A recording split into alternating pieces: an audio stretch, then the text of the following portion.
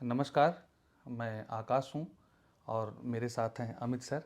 और अमित सर को आप लोग जानते ही होंगे। और बहुत दिनों बाद हम लोग ये मौका पाए कि सर से कुछ चर्चा पर चर्चा कर पाएँ और ये समय ले पाए। सर से धन्यवाद सर, हम लोगों का मार्गदर्शन करने के लिए।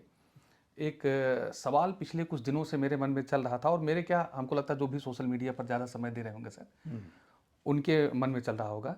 पिछले दिनों सर सोशल मीडिया पर एक जावेद अख्तर साहब से और शमाइल नदवी साहब से एक डिबेट हुआ, डज गॉड एग्जिस्ट, इसको लेकर। तो उसे देखने के बाद सर मेरे मन में, और हमको लगता है कि हमारे साथियों के मन में भी ये सवाल उठा होगा कि क्या ईश्वर को लेकर कोई तार्किक या कोई ठोस वैज्ञानिक प्रमाण दिए जा सकते हैं। और उसमें चर्चा हुई, और उसमें जो है शमाइल नदवी साहब को, मैंने जहाँ तक मैं समझ पाता हूँ सर, उनके तर्क थोड़ा भारी पड़ रहे थे। और तो एक आम जिज्ञासा मेरे मन में हुई कि इन तर्कों को समझा जाए, जाना जाए। और मैं जानता हूँ कि सर सोशल मीडिया पर समय देने वाले, जो तैयारी करने वाले लोग हैं, उसके अलावा बहुत सारे आम दर्शक होते हैं जो अपनी बौद्धिक जिज्ञासा के कारण सोशल मीडिया पर ऐसे विषयों को देखना, सुनना पसंद करते हैं। तो मैं चाहता हूँ सर कि आप पहले तो ये बताएं कि भगवान के बारे में ऐसे कोई तर्क दिए जा सकते हैं कि नहीं दिए जा सकते हैं।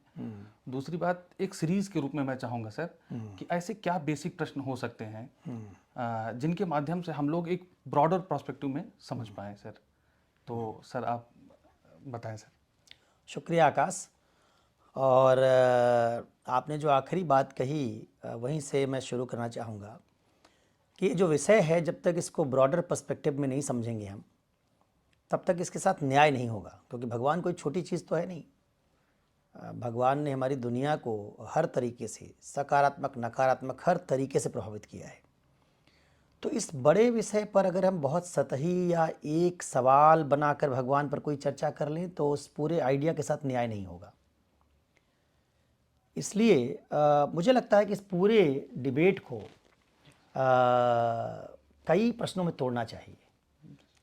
और अगर एक सीरीज इस पर करनी है धर्म और आध्यात्म की, तो भगवान उसका एक पार्ट है धर्म का।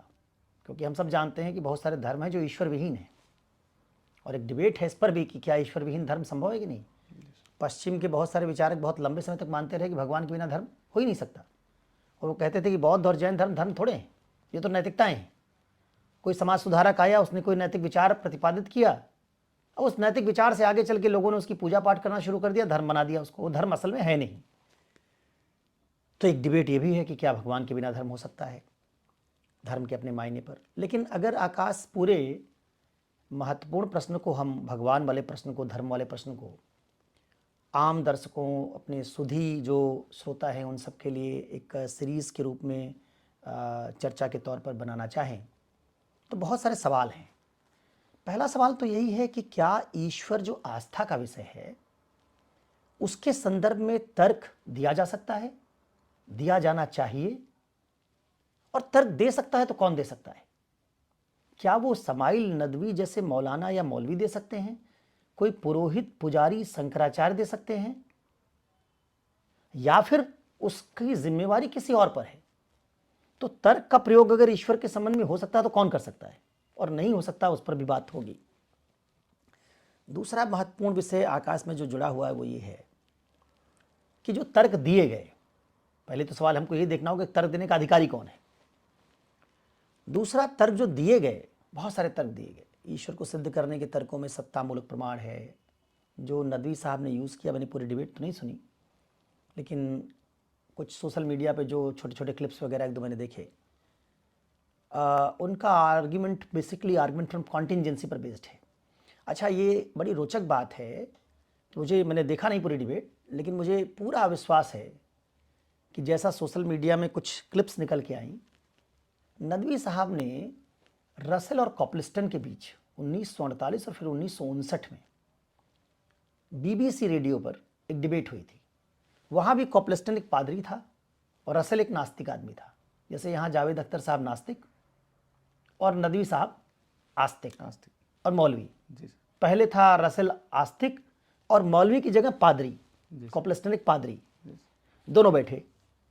कॉपलिस्टन ने प्रूव करने की कोशिश की कि भगवान है, रसल कह रहे थे कि नहीं, भगवान नहीं है, भगवान को हम सिद्ध नहीं कर सकते। अब उस पूरी डिबेट में कॉपलिस्टन ने भी, बड़ा रोचक बात है कि उसने भी आर्ग्यूमेंट फ्रॉम कॉन्टिंजेंसी यूज किया था, और नदवी साहब ने भी आर्ग्यूमेंट फ्रॉम कॉन्टिंजेंसी यूज किया, जो कारणतामूलक तर्क का एक प्रकार है, कॉजल आर्ग्यूमेंट का एक प्रकार है। उसका बेसिक आइडिया ये है कि कोई चीज़ अगर कार्य है, अगर कोई मेज नाम की एक चीज़ है, तो मेज बनाने वाला कोई बड़ा ही जरूर होगा। तो दुनिया भी अगर एक चीज़ है तो दुनिया बनाने वाला भी कोई होना चाहिए। उस कॉजल आर्ग्यूमेंट का ही एक टाइप है कॉन्टिंजेंट वाला आर्ग्यूमेंट। तो मुझे लगता है कि नदवी साहब ने उस पूरी डिबेट से ही, जो मैंने उसके कुछ बिट्स देखे अलग अलग, उसमें मुझे दिखाई दिया कि वो उसी तरह के आर्गुमेंट्स को यूज़ कर रहे हैं। तो एक बात इस पर चर्चा होनी चाहिए कि क्या भगवान को सिद्ध करने के इस तरह के तर्कों से भगवान सिद्ध हो पाया है, उस पर एक बात होगी। तीसरी बात आकाश, मुझे लगता है कि एक बड़ी रोचक डिबेट है, जब हम लोग इस पर प्रोग्राम करने का मन बना ही रहे हैं जी सर। तो एक बड़ी रोचक डिबेट है। और 1966 में, अगर मुझे एग्जैक्ट ठीक से याद है, तो 18 अप्रैल 1966 को टाइम मैगजीन के कवर पर एक पेज, उन्होंने कवर पेज बनाया उसका शीर्षक था इज गॉड डेड, क्या भगवान मर गया। बड़ी उसकी प्रतिक्रिया हुई दुनिया भर में, और उस प्रतिक्रिया में हार्वे कॉक्स, अल्टीजर, हैमिल्टन, बड़े बड़े विद्वान और बड़े बड़े लोग कूदे, पाठक भी कूदे, ईसाई भी कूदे, और एक चर्चा शुरू हुई कि क्या वाकई भगवान मर गया। तो हमको इस पर भी बात करनी चाहिए कि भगवान जिंदा भी है कि मर गया। भगवान मर गया तो कैसे मरा। और ये जो हमारे पाठक होंगे, श्रोता होंगे, उनके लिए मैं कह दूं कि इसको बहुत आस्था के साथ जोड़ के आहत मत होइएगा। पहले आप इस विषय को समझिएगा, भगवान कैसे मरा और उसका क्या मतलब है। तो एक नीचे कहते हैं उसको बोलचाल में, उसने 1888 में अपनी किताब लिखी गे साइंस, उसमें उसने पहली बार भगवान के मरने की घोषणा की। उसी को आगे चल के भगवान मर गया ऐसा एक बात कही, तो हम उस पर भी बात करें कि भगवान मर गया, एक जिंदा है। और फिर उससे आगे अगर हम बढ़ें आकाश, तो हमको ये समझने की कोशिश करनी होगी कि आज की दुनिया में हमको भगवान की ज़रूरत क्या है। भाई, भगवान का आइडिया आया किस लिए था कि दुनिया कैसे बनी हम समझा नहीं पा रहे हैं, तो हमको भगवान चाहिए। अब मान लीजिए वो काम फिजिक्स ज़्यादा बढ़िया तरीके से कर दे रहा है, तो हमको भगवान की क्या ज़रूरत। दुनिया कैसे बनी सवाल का जवाब भगवान से देते थे, अब फिजिक्स दे रहा है। दुनिया चल कैसे रही उसका जवाब हम भगवान ब्रह्मा से दुनिया बनने का, विष्णु से चलाने का, और इस्लाम में तो सब कुछ अल्लाह करेगा। जब इसका जवाब हम भगवानों से देते थे, और वो आज के समय में हमारे पास दुनिया चल कैसे रही उसके बारे में भी हमारे बहुत सारे नियम हैं। भौतिक दुनिया के संदर्भ में भूगोल के नियम हैं, भौतिकी के नियम हैं, उनसे हम दुनिया चलने की व्याख्या भी कर सकते हैं। फिर सवाल नैतिकता का है कि धर्म ये कहता था कि तुमको क्या करना चाहिए हम बताएंगे, ड्यूटी बताएंगे। आज हमारा संविधान आर्टिकल 51 हमको ड्यूटी बता रहा है। हमको कैसे जीवन जीना चाहिए इसका भी आइडिया हमारे पास स्वतंत्र रूप से सेकुलर आइडिया है। और वो आइडिया कमज़ोर नहीं है। इसलिए कमज़ोर नहीं है कि देखिए, लाखों साल या हज़ारों साल धर्म का अगर हम मान लें, लाख साल हम इसलिए कह रहे हैं क्योंकि कई बार धर्म अपने शुरुआती रूप में संस्थागत नहीं था। लेकिन आदिवासी और जनजातियाँ भी किसी धर्म के शुरुआती स्वरूप को मानती रही हों। मानववाद, टोटेमवाद जिसको कहते हैं, साइकोलॉजी, सोशियोलॉजी में जिन बच्चों ने पढ़ा होगा उन्होंने पढ़ा होगा। इतने लंबे समय तक धर्म रहा, और धर्म ने कोई एक भी आविष्कार नहीं किया। और पुनर्जागरण आया 14वीं शताब्दी में, फिर प्रबोधन काल आया। प्रबोधन काल के बाद 300-350 साल में हमारी दुनिया में जो बदलाव आया, वो धर्म हजारों साल में नहीं कर पाया। आज जो समाइल नदवी साहब भी बहस कर रहे हैं, जिस स्टूडियो में बैठ के बहस कर रहे हैं, वहाँ जो कैमरे लगे हुए हैं, वो कुरान और वेद से नहीं आए। मोबाइल फ़ोन कुरान वेद से नहीं आया। जिस कार से वो आए होंगे स्टूडियो, वो भी हमारे पास कुरान वेद से नहीं आई, गीता से नहीं आई। तो धर्म के साथ क्या आप जिंदगी जी सकते हैं? जब आप धर्म की भूमिका बनाते हैं कि भगवान की भूमिका है, तो ठीक है, हजारों साल पहले भगवान की भूमिका रही होगी। मानव जिज्ञासु था, सवाल का जवाब नहीं मिलता था, उसको समझ में नहीं आता था कि बाढ़ क्यों आ गई, भूकंप क्यों आ गया, सूरज अचानक ज़्यादा गर्मी क्यों देने लगा, तो सोचता था कि सूरज भी एक आदमी है, नाराज हो जाता है तो गर्मी बढ़ा देता है। नदियों में भी कोई देवी देवता है, नदी भी एक देवी की तरह है, नाराज हो जाएगी तो पानी की मात्रा बढ़ जाएगी। बढ़ जाएगी।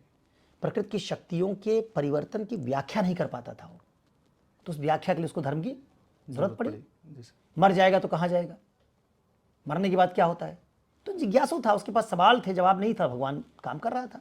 जी सर। अच्छा, इंसान को हौसला भी मिलता था, डरा हुआ इंसान था क्योंकि प्रकृति उसके ऊपर चारों तरफ से हावी थी। उस डरे हुए इंसान को धर्म एक बीमा देता था कि घबराओ मत, भगवान है, कोई बात नहीं, अगर प्रकृति का प्रकोप है भगवान की पूजा करो।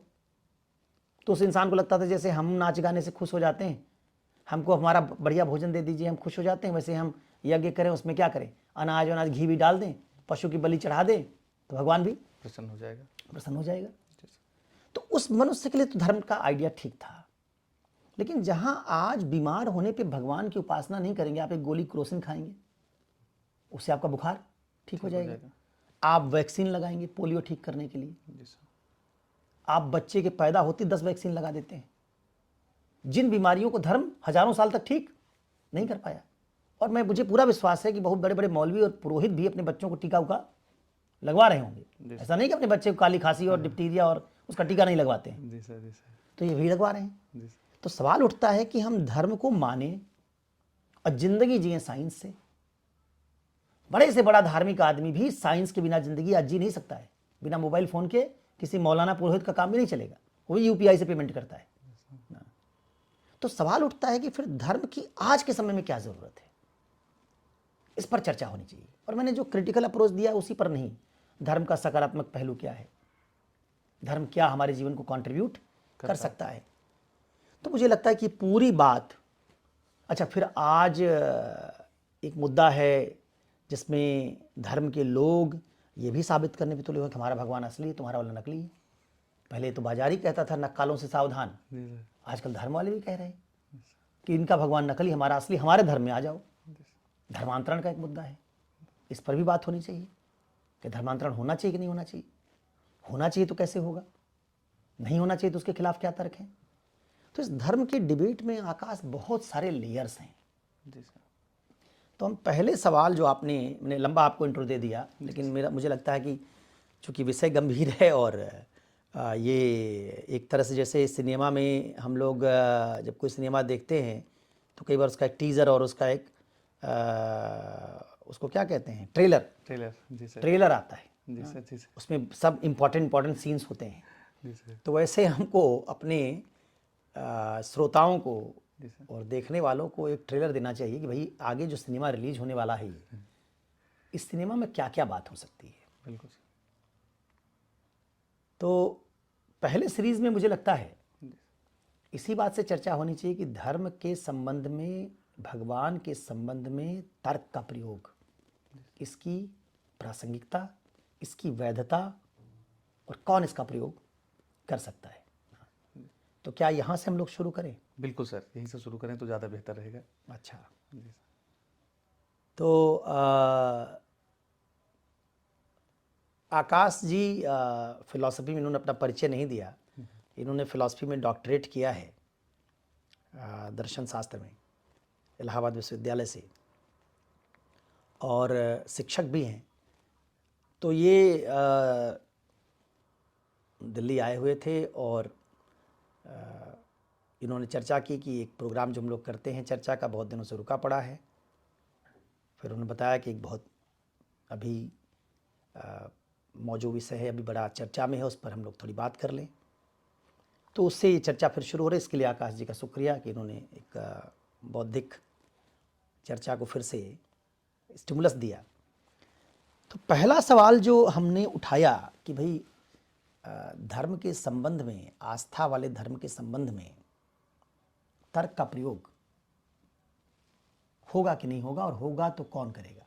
सर एक मिनट में माफ़ी चाहता हूँ सर। इसमें सर मैं धन्यवाद देना चाहूँगा अनिकेत जायसवाल जी को, क्योंकि मैं सुदूर यहाँ से दिल्ली से काफ़ी दूर पोस्टेड हूँ और उनके प्रयास से यूट्यूब पर अपलोड होता रहा। जब वो आपके पास थे तो उन्होंने, हमको लगता है कि आपसे समय लेना पड़ता है काफ़ी, उसके बाद वो उनके माध्यम से हमारे तक पहुँच जाता था। अभी क्या है कि एक गैप बन गया था, तो मैं इसलिए भी प्रयासरत था कि कैसे मैं पहुँचूँ और आपको किसी विषय पर मैं फिर से ले आ सकूँ बोलने के लिए। और इस समय चूँकि ये टॉपिक चल भी रहा था तो मैं सोचा कि आपसे समय ले लिया जाए। हाँ सर, आप जारी रखें। देखिए आकाश, मुझे लगता है कि भगवान है या नहीं है, भगवान को तर्क से सिद्ध किया जा सकता है नहीं किया जा सकता है, ये मौलवियों, पुरोहितों, पुजारियों का इस संदर्भ में तर्क करना वाजिब नहीं है। मैं इस पर बहुत क्लियर हूँ। कोई मौलवी अगर, कोई पुरोहित, कोई पादरी इस पर तर्क करने आता है तो उसमें 3-4 खामियां हैं जो हमारे श्रोताओं को ढंग से समझनी चाहिए। एक बात को कहते हैं हित विरोधिता। वो हित विरोधिता क्या होती है? मान लीजिए मैं जज हूँ और मेरे सामने मेरी कोर्ट में मेरे बेटे का मुकदमा आ जाए, तो क्या मुझे मुकदमा सुनना चाहिए? नहीं, क्योंकि मैं पूर्वाग्रह से ग्रस्त हूँ, अपने बेटे को बचाने की कोशिश करूंगा, न्याय नहीं करूंगा। तो तर्क क्या होता है? तर्क एक न्यूट्रल चीज है जिसका प्रयोग वो नहीं कर सकता जो पहले से ही पक्षपातपूर्ण मान्यता से ग्रस्त है। क्या एक पादरी, पुरोहित और मौलवी भगवान के बारे में जब तर्क होगा और मान लीजिए मैं तर्क से डिस्प्रूव कर दूं कि भगवान नहीं है, क्या वो मौलवी, पुरोहित, पादरी इस बात को मानने के लिए तैयार हो जाएगा? कभी नहीं। कि तर्क से भगवान डिस्प्रूव हो गया इसलिए हम कल से इस्लाम छोड़ देंगे, कल से हम हिंदुज्म में भगवान को मानना छोड़ देंगे। बेसिकली उसके सर मानने का आधार ही तर्क नहीं है। उसके मानने का आधार ही तर्क नहीं। जी सर। तो वो आदमी, तर्क तो पूर्वाग्रह को तोड़ने के लिए इस्तेमाल होता है, तर्क सत्य को खोजने के लिए इस्तेमाल होता है। और एक आदमी जो पूर्वाग्रह से ग्रस्त है, किताब को आखिरी किताब मानता है, हिंदू धर्म का आदमी वेद को आखिरी किताब मान ले, इस्लाम का आदमी कुरान को आखिरी किताब मान ले, जो आखिरी किताब मानता है वो आदमी कह रहा है कि हम तर्क करेंगे। तो ये तो बड़ी भारी विडंबना है कि ऐसा प्रोग्राम ही अपने आप में एक तरीके से बायस प्रोग्राम है, क्योंकि इसमें जो निष्कर्ष निकलेगा उस निष्कर्ष से किसी के दृष्टिकोण में कोई परिवर्तन नहीं होगा। जबकि तर्क का बेसिक उद्देश्य, आप भारत में शास्त्रार्थ की परंपरा देखिए, एक बड़ी फेमस शास्त्रार्थ का एग्जाम्पल है शंकराचार्य और मंडन मिश्र। और मंडन मिश्र की पत्नी उसकी जज थी। मंडन मिश्र और शंकराचार्य में शास्त्रार्थ हुआ, मंडन हार गए। मंडन हार गए तो उन्होंने अपना मीमांसा का सिद्धांत छोड़ दिया, शंकर के चेले बन गए। तो भारत में जो शास्त्रार्थ होता था उसमें जो शास्त्रार्थ में हराता था, हारने वाला दूसरे के मत को स्वीकार कर लेता था। इसलिए मुझे लगता है कि भगवान है या नहीं है इस पर तर्क तो हो सकता है, लेकिन ये तर्क करने वाले लोगों में वो लोग नहीं हो सकते जो लोग पहले से ही भगवान है इस मान्यता को मानकर जिंदगी जी रहे हैं और उस मान्यता को आस्था के आधार पर मान रहे हैं, और उनकी आस्था किसी तरह के तर्क से बदलने वाली नहीं है। इसलिए अब मैं फिलॉसफी के जो सुधी पाठक हैं, तो सामान्य जनता के लिए मैंने कह दिया, जो सुधी पाठक फिलॉसफी के हैं, जो समझते हैं इस बात को, आप सुनते होंगे कि धार्मिक व्यक्ति, धर्मशास्त्री और धर्म दार्शनिक अलग अलग होता है। बिल्कुल सर। भगवान है कि नहीं है इस पर तर्क धर्म दार्शनिक करता है, इस पर तर्क धर्मशास्त्री नहीं करता। धर्मशास्त्री तो भगवान को मान चुका है, जो मान चुका है। और क्यों माना उसने? तर्क के आधार पर माना क्या? आस्था के। परीक्षण करके माना क्या? भगवान को किसी तर्क से सिद्ध करके उसने माना क्या? नहीं। बचपन से 3 साल 2.5 साल की उम्र से उसको मंदिर ले जाया गया, दिखाया गया बजरंग बली है। 2.5 साल का बच्चा बजरंग बली के सामने हाथ जोड़ते जोड़ते बड़ा होते होते बजरंग बली की कहानी सुनते सुनते बजरंग बली का उपासक बन गया, कहानी से बजरंग बली की। 2.5 साल का बच्चा जालीदार टोपी पहन के मस्जिद जाते जाते, नमाज पढ़ते पढ़ते, ईद मनाते मनाते 18 साल में मुसलमान बन गया। वो हिंदू मुसलमान पैदा नहीं हुआ था, हिंदू मुसलमान ट्रेनिंग से बनाया गया। वही हिंदू बच्चा 2.5 साल की उम्र में अगर बिछड़ जाता कुंभ मेले में, आप इलाहाबाद से हैं, कुंभ मेले में बिछड़ जाता, मान लीजिए, बिल्कुल सर, पुराना सिनेमा जैसे राम श्याम वाला होता था, उसमें एक भाई बिछड़ जाता था, अमर अकबर एंथोनी टाइप का। हाँ, कोई बिछड़ जाए और वो हिंदू बच्चा 2.5 साल की उम्र में बिछड़ के मुसलमान माता पिता के पास चला जाए, मुसलमान माता पिता उसकी परवरिश करें, बड़े होने बच्चा हिंदू बनेगा कि मुसलमान बनेगा? मुसलमान बनेगा। मुसलमान बनेगा। ये सब पैदा नहीं हुआ मुसलमान, वो पैदा नहीं हुआ हिंदू। हिंदू बच्चा मुस्लिम माता पिता को मिल जाए, वो परवरिश करे, मुसलमान बन जाएगा। बिल्कुल सर। मुसलमान बच्चा गुम हो जाए, हिंदू माता पिता को मिल जाए, बड़ा होकर हिंदू बन जाएगा। बिल्कुल सर। तो हिंदू मुसलमान तो हम ट्रेनिंग से बनाते हैं, और 2.5 साल का बच्चा जो हिंदू बनना शुरू हुआ है, या 2.5 साल का बच्चा जो मुसलमान बनना शुरू हुआ, उसके पास तर्क करने की क्षमता है क्या? नहीं। तो जब उसके पास तर्क करने की क्षमता नहीं, तभी आपने उसको हिंदू या मुसलमान बना दिया। तो जब वो बन गया और ट्रेनिंग कर दी तो मौलाना बन गया, मौलवी बन गया, और ट्रेनिंग कर देते पुजारी पादरी बन जाता। यही तो। बिल्कुल सर। तो भाई हमारे सामाजिक परिवेश, हमारे संगति, हमारा वातावरण, उससे हमने सीख लिया, हमने उसमें तर्क किया ही नहीं। और जब हमको हिंदू मुसलमान बनाया गया तो असल में हमारे तर्क करने की क्षमता को सप्रेस कर दिया गया। क्योंकि बच्चा अगर सवाल उठाता कि बजरंग बली की कहानी कैसे सही है, सूरज कैसे खा सकते हैं, अल्लाह दुनिया बना रहा है, कहानी में सबसे पहले मनुष्य बना रहा है, लेकिन हम तो साइंस से पढ़ते हैं कि डायनासोर के समय मनुष्य था ही नहीं, तो ये तो कुरान की कहानी यही झूठ हो गई। बिल्कुल सर। बजरंग बली सूरज कैसे खाएंगे? और सूरज तो सिद्ध हो गया तारा है, उस कहानी में तो सूरज भी एक देवता है। तो हमारे सामने इस तरह के सवाल अगर बच्चा उठाता तो बच्चा कैसे इतनी आसानी से मान लेता कि भगवान ने, अल्लाह ने दुनिया बनाना शुरू किया तो इंसान को बनाया सबसे पहले। वो कहता नहीं भाई, हम तो जानते हैं कि इस दुनिया में एक समय इंसान था ही नहीं, इंसान तो विकास की प्रक्रिया में बहुत बाद में आया। बिल्कुल सर। इसका मतलब कुरान की कहानी सही नहीं है। नहीं है, ओरिजिन की कहानी सही नहीं है। तो असल में उसको जब बनाया गया हिंदू मुसलमान, तो उस समय उसके तर्क को सप्रेस कर दिया गया, ढक दिया गया। अब वो तार्किक है ही नहीं। बड़ा होके जब वो उसी आस्था के साथ बिल्कुल हिंदू मुसलमान बन चुका है, तब आपने उसको मंच पे बैठा दिया अख्तर साहब के साथ कि आइए सिद्ध कीजिए भगवान है कि नहीं। और क्या कर रहा हो? अब वो भगवान को सिद्ध करने के लिए पहले से मान चुका है कि हमको तर्क का प्रयोग निष्पक्ष सत्य जानने के लिए नहीं करना है, हमको तर्क का प्रयोग भगवान को सिद्ध करने के लिए करना है। तो सिलेक्टिव तरीके से उतनी ही बात लेगा जितने से भगवान सिद्ध हो जाए। वो जिस तर्क को यूज कर रहा है उस तर्क का बहुत जोरदार खंडन है धर्म दर्शन में, लेकिन वो उसको जानते हुए भी उस तर्क के खंडन को कभी बताने की कोशिश श्रोताओं को नहीं करेगा, क्योंकि उसका उद्देश्य उतना ही। और ये कोई बड़ी बात नहीं है आकाश। देखिए, कई बार लोग सोचते हैं ना कि हम तर्क से जो है वो अपने जीवन का आइडिया बदल लेते हैं। ऐसा नहीं होता। हम सब सारे हिंदू जिनकी शादी ब्याह हुई, हम सब ने आग के चारों ओर 7 चक्कर काट के शादी की। इसमें कोई तर्क है क्या? 7 चक्कर क्यों काटे? नहीं, कोई तर्क। 14 काट लेते। वचन देते हैं, और आजकल इंजीनियर डॉक्टर भी वचन सुनते हैं। 7 वचन होते हैं हिंदू में शादी करते हैं। उसमें वो इस तरह से कहते हैं कि बिना हमसे पूछे मायके नहीं जाओगी। अब बताइए, आजकल की लड़कियां वो तो रोज रोज ऑफिस में काम करने जा रही है, IAS IPS है, कहाँ रोज रोज पूछ के जाएगी कि हम जाएं ड्यूटी पर न जाएं। लेकिन वो भी जब शादी करने IPS भी बैठती है तो उसको भी यही वचन बुलवाया जाता है। और वचन सुन के वो भी अपना पुरोहित ने कहा, दोनों ने सुना, उसमें थोड़े होता है कि आज के समय में स्त्री घर से बाहर निकल चुकी है, इस वचन का कोई औचित्य नहीं। वो लड़की तर्क करती क्या कि क्या वचन पढ़वा रहे हैं, ये वचन कौन मानेगा आज? नहीं करती, वो भी 7 चक्कर काट लेती। मुझे तो याद है सर अपनी शादी का कि कुआं बावड़ी तक का जिक्र था कि कुआं बावड़ी खुदवाएंगे तो पत्नी को साथ लेंगे। श्रृंगार मतलब अगर पति बाहर गया हुआ है तो पत्नी श्रृंगार नहीं करेगी। इस टाइप के जो पहले के लिखे हुए हैं और बिना तर्क के वो सब हम लोग फॉलो करते जब आज तार्किक हो गए, जी सर, जब पितृसत्ता टूट रही है, तो क्या स्त्रियां तर्क से कहती हैं कि सारे वचन बदल दो? नहीं बदलती। जो स्त्री वैज्ञानिक है वो भी उन्हीं की 7 चक्कर काट के शादी कर रही है। उसका भी सिंदूर दान हो रहा, उसके मांग में भी सिंदूर भरा जा रहा है, उसका भी वही 7 चक्कर कटवाया जा रहा है, उसको भी वही 7 वचन सुनाए जा रहे हैं। तो अब जो जिंदगी जीते हैं आकाश, उसमें तर्क की भूमिका बहुत कम है। एक बार अगर हमारा एटीट्यूड बन गया, हमारी 99% जिंदगी हमारी आदतों से चलती है।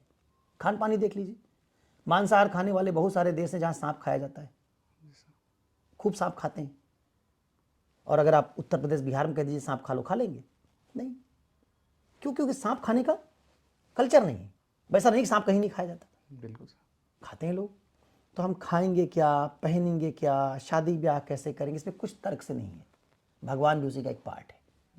आपने जो सीख लिया, एक जो शराबी होता है ना, बहुत बड़ा जो शराबी होगा जिसको शराब की लत लग गई, वो भी शराब की बोतल में पढ़ता है, लिखा होता है कि शराब पीना स्वास्थ्य के लिए हानिकारक है। तार्किक आदमी है, लेकिन अगर शराब की लत लग गई तो तर्क से थोड़े देखता है कि सिगरेट पीना स्वास्थ्य के लिए, smoking is injurious to health, उसको पढ़ा और कह दिया सिगरेट का पैकेट फेंक देंगे। सिगरेट पीने लगा तो सिगरेट की लत लग गई।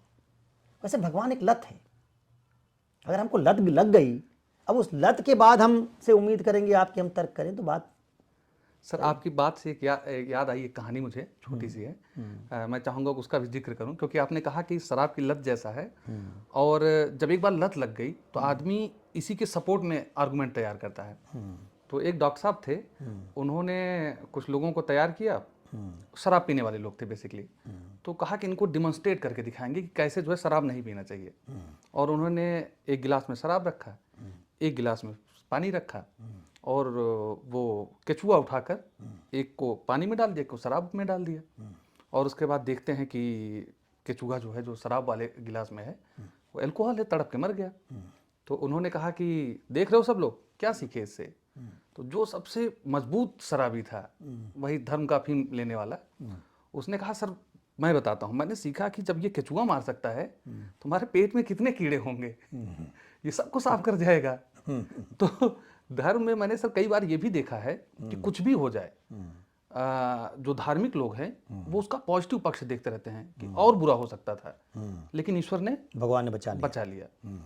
एक बात ये, और दूसरी बात सर, एक और मेरे दिमाग में एक बात आई, जो आपने अभी नदवी साहब का जिक्र किया और जावेद साहब का। जावेद साहब नास्तिक और नदवी साहब जो है आस्तिक व्यक्ति।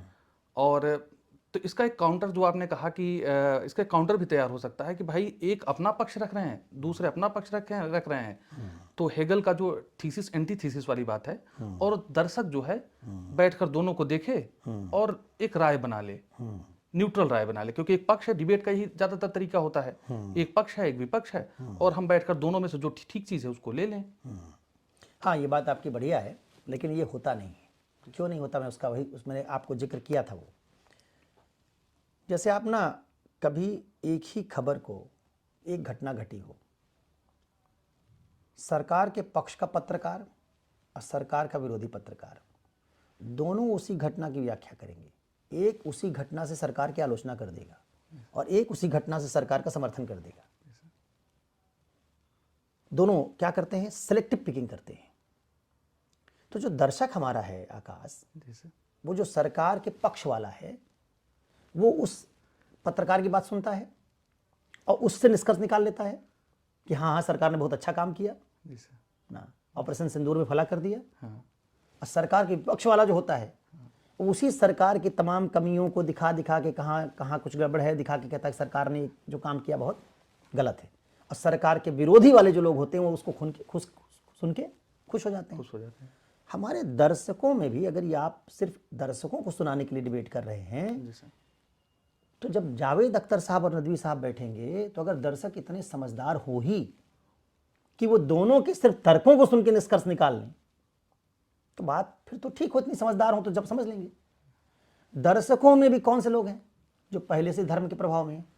वो नदवी साहब की उसी बात को लेंगे जहां नदवी साहब थोड़ा भारी पड़ रहे होंगे, तो कहेंगे देखिए, देखा अल्लाह को प्रूव कर दिया। वो ये भी नहीं कहेंगे भगवान को प्रूव कर दिया, भगवान को प्रूव कर दिया, वो कहेंगे अल्लाह को प्रूव कर दिया। ठीक है। और जो जावेद अख्तर साहब के समर्थक होंगे कहेंगे देखिए जावेद अख्तर साहब ने जो तर्क दिया, वो तर्क से भगवान डिस्प्रूव हो गया। तो ये बात इसलिए मैंने कहा कि सही कब होती है, जब दर्शकों में कुछ ऐसे सुधी दर्शक बैठे हों, जो एंकर है, मॉडरेटर है, वो जानता हो कि डिबेट क्या है, ये उसको पता हो कि आर्गुमेंट फ्रॉम कॉन्टिजेंसी क्या हो। नदवी साहब से पहले ही मांग लेता कि नदवी साहब आप किन तर्कों से प्रूव करेंगे, या तो वो धर्म का विशेषज्ञ आदमी हो, दर्शन का विशेषज्ञ आदमी हो, मॉडरेटर हो। एक पत्रकार दर्शन नहीं जानता, बिल्कुल सर, आपने उसको मॉडरेटर बना दिया, तो उसको क्या पता कि सही सवाल क्या है, कैसे उठाना है। तो डिबेट क्या हो रही है ना, जैसे वो अरस्तु कहता था, सोफिस्ट लोग होते थे ग्रीस में, सुकरात, अरस्तु, प्लेटो क्या चाहते थे? वो सोफिस्ट लोग क्या करते थे? वो बरगलाने की कला माहिर होते थे, ये भाषणबाज लोग होते थे, और अच्छा भाषण लच्छेदार बात कह के लोगों को अपने पक्ष में कर लेते थे। वो बात सच नहीं होती थी, जी सर, उसको सोफिस्ट्री कहते ही थे। जी सर, आजकल भी देखेंगे आपको कि जो कोई भाषणबाज नेता होता है, तो जनता को अपने पक्ष में कर लेता है।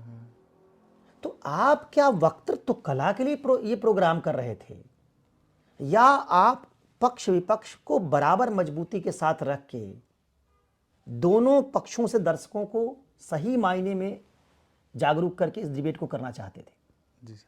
अगर इस डिबेट को सही मायने में करना चाहते थे तो नदवी साहब को दोनों बात बतानी चाहिए थी कि देखिए, हम जिस आर्गुमेंट फ्रॉम कॉन्टिजेंसी को यूज कर रहे हैं और जब हम कह रहे हैं कि नहीं तो फेलोशिप इनफाइनाइट रिग्रेस आ जाएगी, अनवस्था दोष आ जाएगा, तो रसेल ने इसका जवाब दिया है कि अनवस्था दोष से क्या फर्क पड़ता है, ये तो कोई बकवास बात है।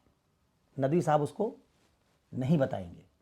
क्या करेंगे? वो इतना ही हिस्सा यूज करेंगे जितने हिस्से से उनकी बात प्रूव हो जाए। जी सर। तो ये एक तरीके से ना जैसे गांधी ने कहा कि ज्ञान के बिना विवेक, विवेक के बिना ज्ञान व्यर्थ है। ये ज्ञान का पक्षपातपूर्ण प्रयोग है। इसलिए नहीं ज्ञान का प्रयोग किया जा रहा है कि उससे जनता एनलाइटेंड हो, लोग दोनों पक्षों की बात सुन के फिर खुद से निष्कर्ष निकालें कि उनको क्या बात ज्यादा सही लगी। एक व्यक्ति उस तथ्य को सप्रेस कर रहा है जिससे उसी तर्क में भगवान को खारिज कर दिया गया है। वो सिर्फ उसी तर्क की कॉन्टिजेंसी, अब देखिए नदवी साहब ने कॉन्टिजेंसी का आर्गुमेंट नहीं बनाया, ये आर्गुमेंट बहुत पहले से धर्म दर्शन में है। बिल्कुल सर। तो वो जब उन्होंने आर्गुमेंट पढ़ा होगा तो वो इस आर्गुमेंट की काट भी जानते होंगे। हाँ बिल्कुल जानते होंगे। इस आर्गुमेंट को खंडित कैसे किया गया भी उन्होंने पढ़ा होगा, लेकिन उन्होंने उसको दर्शकों को नहीं बताया। अब अख्तर साहब भी कोई साहित्य के हैं, साहित्य के आदमी को दर्शन क्या पता। हाँ हाँ। तो उन्होंने जनरल किस्म की बात कर दी जी सर कि देखिए कोई बनाने वाला है तो बनाने वाला होगा, इतनी बात पता चलेगी, लेकिन वो कौन है क्या है ये कहाँ पता चलेगा। जनरल किस्म की बात कर रहे हैं। तो अगर ये डिबेट आप कह रहे हैं कि दर्शक समझ लें अपने से, तो तब डिबेट दर्शक समझ सकते हैं अपने से जब दोनों पक्षों में दर्शन को जानने वाले लोग हों या एक व्यक्ति जो तैयारी करके आया है उस आर्गुमेंट का खंडन दूसरा आदमी जानता हो, तब जो निष्कर्ष निकलेगा आपकी बात बिल्कुल सही है कि फिर दर्शकों के ऊपर छोड़ देना चाहिए, दर्शक सुन के निकाल। तो इसलिए मेरा मानना है कि पहले तो भगवान है या नहीं, किसी आस्थावान व्यक्ति के लिए इस पर चर्चा करना ठीक नहीं है, क्योंकि वो आस्थावान है, पहले से पूर्वाग्रह का शिकार है। नंबर 2, इस तरह की किसी चर्चा के होने पर दोनों पक्षों में उन लोगों को बैठना चाहिए जो लोग इस तरह के ईश्वर को सिद्ध करने के लिए दिए गए तर्कों और उसके खंडन से परिचित हों। नंबर 3, जो मॉडरेटर हो, जो इस डिबेट को मॉडरेट कर रहा है, वो व्यक्ति भी जानता हो कि पूरी बहस क्या है, वो बता पाए कि भाई जो आप कह रहे हैं 48-56 में ये डिबेट, 59 में ये डिबेट रसेल कॉपलेस्टन बीबीसी पे कर चुके हैं। अब मैं आपको छोटा सा तर्क देता हूँ जिससे आपके कुछ दर्शक, एक बात कही जाती है कि देखिए ए की व्याख्या बी से करेंगे, बी की व्याख्या सी से करेंगे, सी की व्याख्या डी से करेंगे, डी की व्याख्या ई से करेंगे, तो ऐसे तो चेन चलती चली जाएगी, आखिरी व्याख्या नहीं मिलेगी। आप कहेंगे कि फला चीज मेज कैसे बनी, हम कहेंगे लकड़ी से। आप कहेंगे लकड़ी कहाँ से आई, हम कहेंगे पेड़ से। आप कहेंगे पेड़ कहाँ से आया, हम कहेंगे बीज से। आप कहेंगे बीज कहाँ से आया, हम कहेंगे भाई ऐसे तो चलते चले जाएंगे, व्याख्या नहीं मिलेगी, तो हमको कोई एक व्याख्या करनी पड़ेगी आखिर में कि सब भगवान ने बनाया है, उसी से बीज, उसी से सब कुछ आया, उसी से दुनिया बनी। तो लोग मानते हैं कि ये जो व्याख्याओं की श्रृंखला होगी, उस श्रृंखला को अगर हम ऐसे बढ़ाते जाएंगे तो हमको कोई अंतिम निर्णायक व्याख्या नहीं मिलेगी। इसलिए अंतिम व्याख्या करने के लिए हमको भगवान को मान लेना चाहिए, नहीं तो अनवस्था दोष आ जाएगा। आप किसी ऐसी अवस्था पर नहीं पहुंचेंगे जहां आखिरी निर्णायक व्याख्या मिल सके। रसेल ने कॉपलेस्टन के स्तर का खंडन किया। रसेल ने कहा कि नंबर्स में हम 1, 2, 3, 4 से चलते इन्फिनिटी पे जाते हैं। कभी हमको दिक्कत हुई कि हमने कहा भाई कोई आखिरी नंबर बताओ, उस नंबर को रोकोगे नहीं कहीं तो दिक्कत हो जाएगी। अरे हम नंबर को कहीं नहीं रोकते, इन्फिनिटी कोई नंबर नहीं है, बिल्कुल चलने देते हैं हम सीरीज को, इन्फिनिटी तक चले जाते हैं। क्या दिक्कत हुई? क्या गणित में कभी किसी सवाल को लगाने में दिक्कत हुई? कभी नहीं। वहां तो कोई ऐसी अवस्था नहीं कि आप कह देंगे कि ट्रिलियन आखिरी नंबर है, बिलियन आखिरी नंबर है, कोई आखिरी नंबर नहीं। बिना किसी आखिरी नंबर के हम गणित से दुनिया की सारी समस्याओं का समाधान करते आए। बिल्कुल। तो क्यों आप ढूंढ रहे हैं कि एक ऐसे ही अंतिम व्याख्या बता दीजिए, या अंतिम व्याख्या नहीं होगी तुम्हारा काम रुक जाएगा। वो अनवस्था दोष कोई गंभीर दोष नहीं है जिससे भगवान को सिद्ध कर दिया जाए। तो ऐसे बहुत सारी चीजें हैं जिन पर बात करने की ज़रूरत इस पूरे डिबेट में महसूस की जानी चाहिए थी या होनी चाहिए थी, तभी इससे दोनों पक्षों में कौन सही है। खैर, जी सर। अब इस चर्चा में मैं अपने श्रोताओं को ज़रूर कह दूं कि देखिए, हम भगवान को डिस्प्रूव नहीं करना चाहते। भगवान है कि नहीं है, ये एक अगले सत्र में हमारी चर्चा का विषय होगा। लेकिन हमारा जो मूल अभी प्रश्न था वो ये था कि क्या सबको तर्क करने का किसी विषय में अधिकार है? हर आदमी क्या हर बात पर तर्क कर सकता है? दूसरा, क्या तर्क करने से पहले बहुत सारे तरह के पूर्वाग्रहों को लेके आके तर्क किया जाए, ये ठीक होगा? क्या इससे कहीं ज़्यादा अच्छा भाषणबाज आदमी ही तो नहीं जीत जाएगा? तर्क नहीं जीतेगा, ज़्यादा अच्छा भाषणबाज जीत जाएगा। जिसको बोलना आता है वो जीत जाएगा। तो आप क्या चाहते हैं, तर्क जीते या भाषण की कला जीते? जी सर। इन दोनों में हमारे श्रोताओं को अंतर करना सीखना होगा कि लच्छेदार बोलने वाले, अच्छा बोलने वाले और सही बात कहने वाले दोनों अलग अलग हो सकते हैं। बिल्कुल। हार्वर्ड का कोई बहुत बड़ा प्रोफेसर हो, जरूरी थोड़े है कि बहुत लच्छेदार बोलता हो। बड़े बड़े वैज्ञानिक न्यूटन को खड़ा कर देते, बहुत बढ़िया भाषण दे देता क्या? आइंस्टीन बहुत बढ़िया भाषण दे देता क्या? लेकिन आइंस्टीन ने जो E=mc² खोज दिया, वो भाषणबाज नेता खोज देगा क्या? नहीं। मौलवी खोज देगा क्या? तो ज्ञान और भाषण देने की कला दोनों अलग बात है। बाजार में आप जब कई बार ना मीडिया एज में जी रहे हैं, जहां आजकल अच्छे टीचर वही हैं जो भाषण अच्छा देते हैं, अच्छे नेता वही जो अच्छा भाषण देते हैं, तो हम एक सोफिस्ट लोगों के एज में जी रहे हैं जहां हमने सब चीज़ों का पैमाना अच्छा बोलने को बना दिया है। वो सही बात नहीं है। तो तर्क करने का भी एक अधिकारी विद्वान होता है जो उस विषय का एक्सपर्ट होगा। उसी के साथ जब डिबेट होगी जहां दोनों के ज्ञान का स्तर बराबर हो और दोनों ये मानने के लिए तैयार हो कि अगर तर्क में हम हारेंगे तो हम निष्कर्ष को स्वीकार कर लेंगे, तभी सही तरीके की डिबेट हो सकती है। तो पहली सीरीज तो आकाश मुझे लगता है ये रोके नहीं, तो फिर ये बहुत लंबी हो जाएगी। तो सुनने वाले दर्शकों को शुक्रिया कि उन्होंने इस बात को सुना, अपने फीडबैक और अपने टिप्पणियों से हमको अवगत कराइएगा। और सवाल तो जरूर लिखें, अगर सवाल रहेगा तो इस सीरीज को सर सवालों का भी सीरीज लास्ट में रख लिया जाएगा, जो अच्छे प्रश्न होंगे। बस मुझे चिंता यही है कि पूरी सीरीज की घोषणा तो कर दी आपने, जी सर। अब इस सीरीज में आप तो भाग जाएंगे इलाहाबाद, तो सीरीज आगे बढ़ेगी कैसे? तो देखते हैं, एक आध इसका और रिकॉर्ड करने की हम लोग कोशिश आज ही करेंगे, भले उसको बाद में रिलीज़ किया जाए। बिल्कुल सर, बिल्कुल। तो दर्शकों को धन्यवाद देते हैं जो सुनने वाले श्रोता हैं। जी सर। और इस चर्चा को यहीं रोकते हैं। ठीक है, शुक्रिया, धन्यवाद।